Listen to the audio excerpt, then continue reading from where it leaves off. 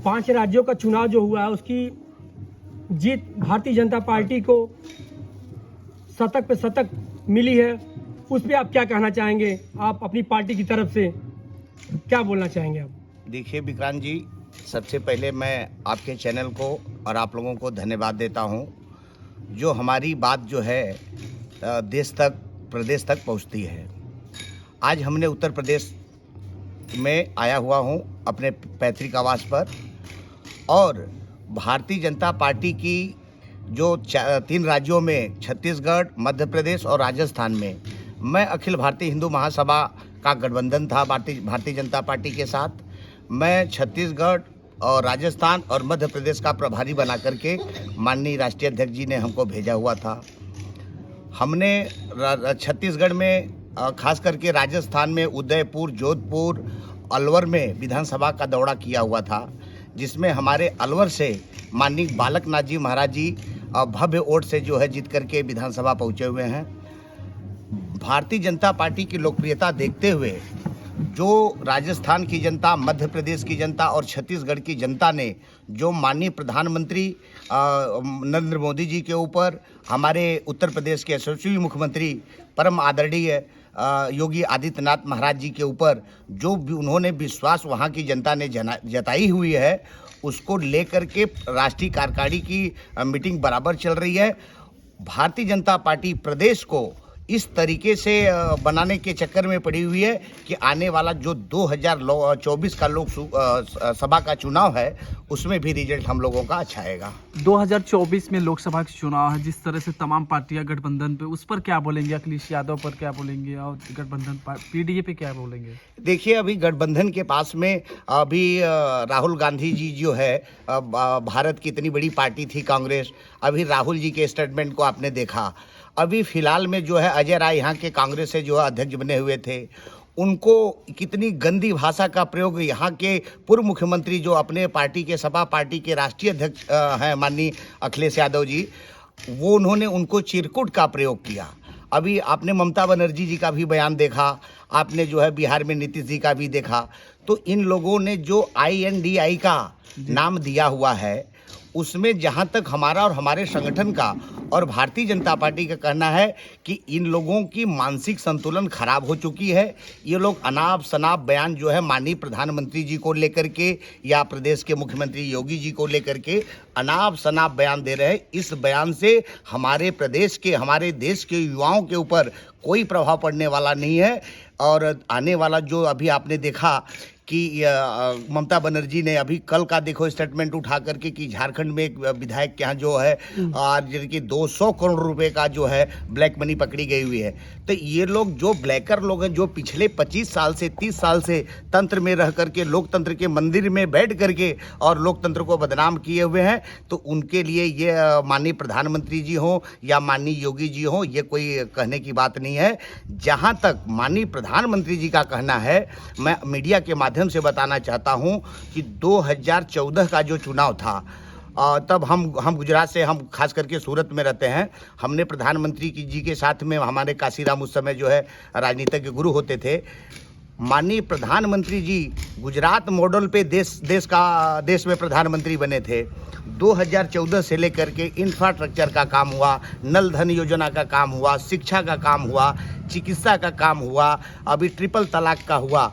इसलिए step by step माननीय प्रधानमंत्री जी देश के लिए सोच रहे हैं, और ये लोग प्रधानमंत्री नरेंद्र मोदी जी के लिए सोच रहे हैं। हमारा मीडिया के माध्यम से कहना है कि 2024 का जो चुनाव होगा, उसमें शंखनाद भारतीय जनता पार्टी ने अपने घटक दलों के साथ में शंखनाद कर चुकी है कि 2024 का जो चुनाव होगा, हम 350 प्लस के पार में आएंगे और हर कैंडिडेट हमारा कम से कम 5 लाख का लीड लेकर के दिल्ली पहुंचेगा, ऐसा हमारे प्रधानमंत्री जी का कहना है।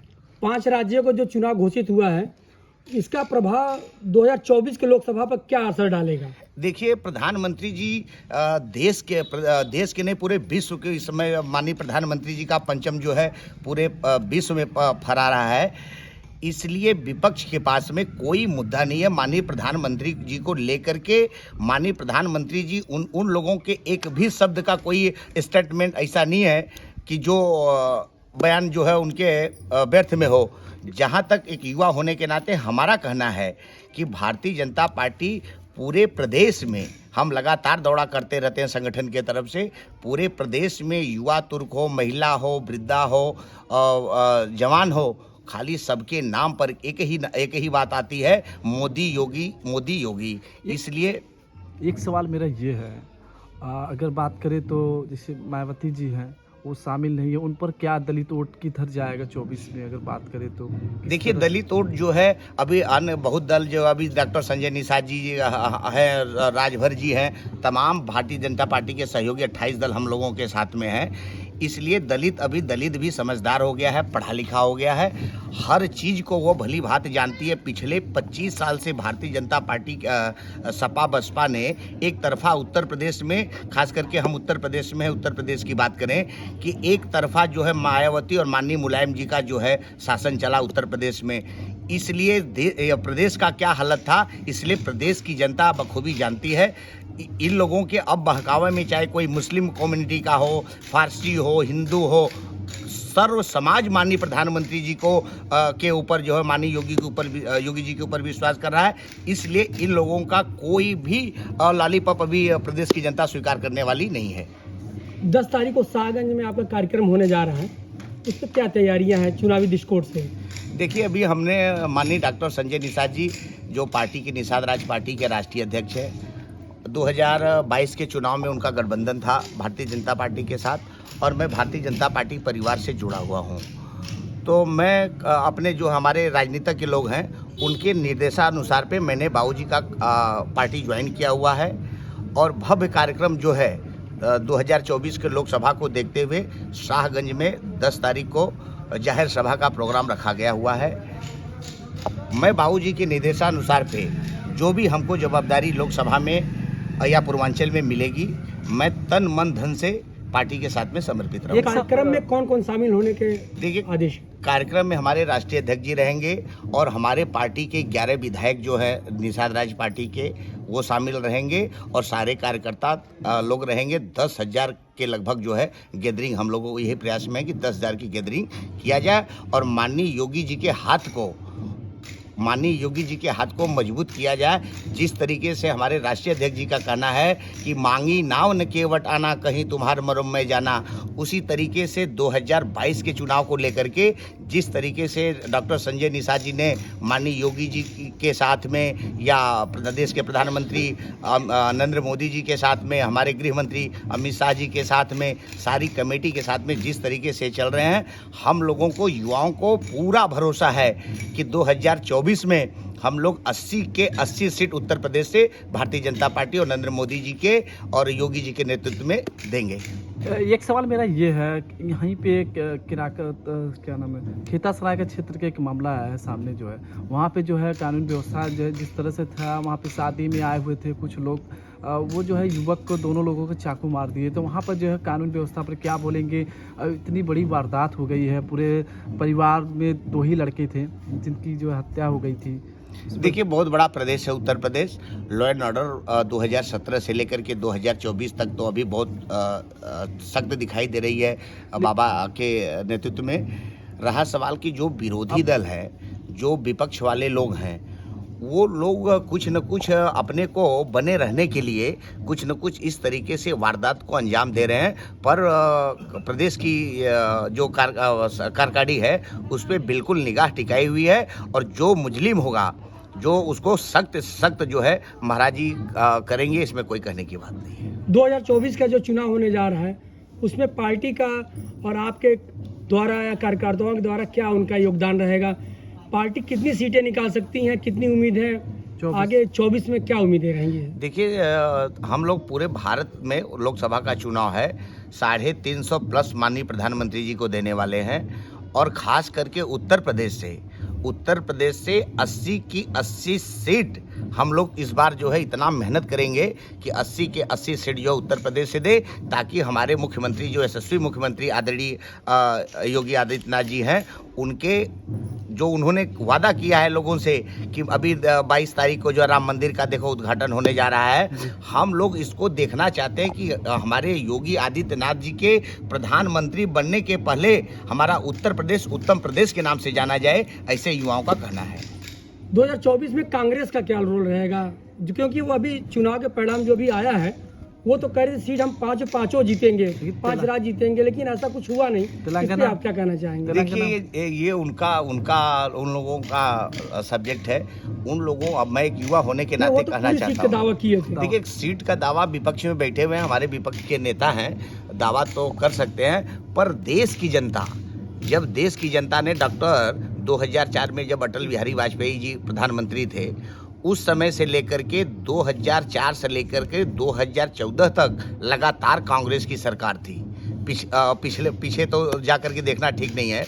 उस समय देश की जनता ने, माननीय प्रधानमंत्री उस समय गुजरात के मुख्यमंत्री थे, तो जब इन लोगों का कार्य करने की पद्धति जो थी, जो काम करने का तौर तरीका था, अगर ग्राउंड पे दिखाई दिया होता तो माननीय प्रधानमंत्री जी आज इस तरीके से उनका पंचम फहराना हम नहीं मानते कि जो है कहीं न कहीं कांग्रेस का, चाहे राहुल गांधी हो, सोनिया गांधी जी हो, प्रियंका जी हो, और प्रदेश के कार्यकारिणी में जो लोग बैठे हुए हैं, वो लोग भ्रष्ट लोग थे। अभी अरविंद केजरीवाल का आपने देखा, तो इसलिए वो लोग कितना भी कर ले, उससे कोई फर्क पड़ने वाला नहीं है। भारतीय जनता पार्टी मध्य प्रदेश में जिस तरह से अखिलेश यादव ने लगातार पूरी दमखम दिखाई थी, लेकिन वहाँ पर जो है कमल खिला, तो उस पर क्या बोलेंगे?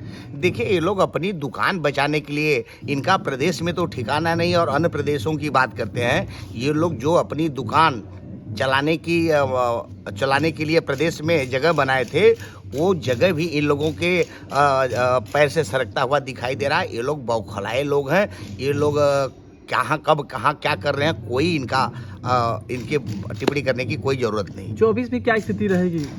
देखिए, 24 में हम बार बार बोल रहे हैं कि हम हर प्रदेश का दौरा करते हैं, और मैं मीडिया के माध्यम से युवाओं से, खास करके युवा तुर्क से विनती है कि जो माननीय प्रधानमंत्री और योगी आदित्यनाथ जी के निर्देशानुसार पे 2024 का बिगुल बजने जा रहा है, ये काबिले तारीफ होगा। ये 2014 और 2019 से अच्छा परिणाम 2024 में आएगा। और माननीय प्रधानमंत्री जी ने गुजरात के धरती से शंखनाद किया हुआ है कि इस बार जो भी हमारा कैंडिडेट मैदान में रहेगा, वो कांग्रेस को, अन्य दल को 5 लाख का लीड लेकर के लोकतंत्र के मंदिर में आएगा, ऐसा भारतीय जनता पार्टी का शंखनाद है। धीरज जी, ये बताइए, आपकी आगामी चुनाव को देखते हुए आप किराकत विधानसभा क्षेत्र के पैतृक निवास भीतरी गोपालपुर से आते हैं, तो हमारे विधानसभा क्षेत्र किराकत के प्यारे जनता को आप क्या संदेश देना चाहते हैं, क्या कहना चाहते हैं? देखिए, हम लोग तो गुजरात से, राजनीति हमारा जो है गुजरात से चालू हुआ, लेकिन अब धीरे धीरे मां शीतला के आशीर्वाद से हम ग्राउंड पे आने की भरपूर कोशिश कर रहे हैं। और युवाओं को, अगर हमारा किराकत विधानसभा इस समय 33% महिला सशक्तिकरण का जो हुआ है, इसलिए हो सकता है कि हमारा किराकत विधानसभा बहुत बड़ा विधानसभा आता है। अगर 2 खंड में हुआ, अगर 2 खंड में 2027 के पहले माननीय योगी जी के आदेश पे या मोदी जी के होता है, तो हम जरूर दावेदारी करेंगे और हरदम प्रयत्नरत रहूँगा कि अगर हमसे किसी का भी कोई तरीके से काम अगर रुकता है, चाहे वो कैबिनेट का मंत्री जी से करवाना हो या उत्तर प्रदेश सरकार से करवाना हो, तो मैं युवाओं से और क्षेत्रवासियों से अपील करता हूं कि वो हमसे कांटेक्ट करें, और जितना बनेगा मैं 24 घंटा लोगों के लिए तत्पर रहूँगा।